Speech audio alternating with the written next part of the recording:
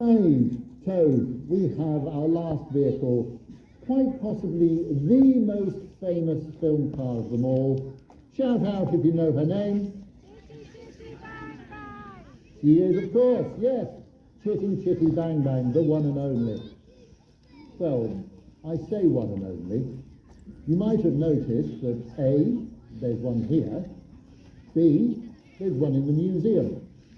Well, for the film, they made 6 road cars. The one in the museum is the hovercraft from the film.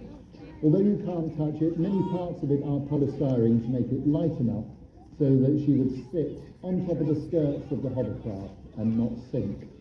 So she was the hovercraft. This one is called a licensed reconstruction. So she was parts of it were in the film, just not in the entirety that you see it now. At the beginning of the film, Chitty Bang Bang is a racing car that crashes. That's the chassis on this vehicle. 4 of the road cars were disassembled. 2 still remain. One is local in Hampshire. The other one went down to New Zealand. And many parts from the others were used to construct this vehicle. Now, Dick Van Dyke, who played the part of Caractacus Pop, he said that this car had the turning circle of a battleship. A little unfair, it's not brilliant, I must admit, but it's not quite that bad. And Graham Hill, that great Formula One champion, he took one of these onto the racing circuit at Crystal Palace and got it up to 120 miles per hour. So you see, Chitty really can fly when she wants to. Also, Dick Van Dyke, when he was first approached, he refused to play the part of Caractacus Pop. Cuddy Brockley had to go back to him several times, and eventually in 1968, he offered him a 6-figure sum.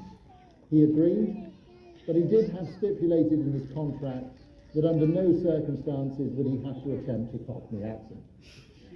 A fact we're all very grateful for, I think, following Mary Poppins. But with all of the road cars, if you see any of them at all, you will notice they are all automatics. That's because Dick Van Dyke could not drive a manual car.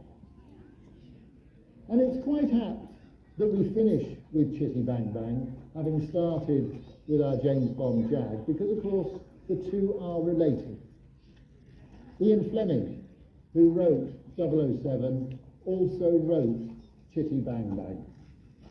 So thank you very much, ladies and gentlemen. I hope you've enjoyed that brief presentation.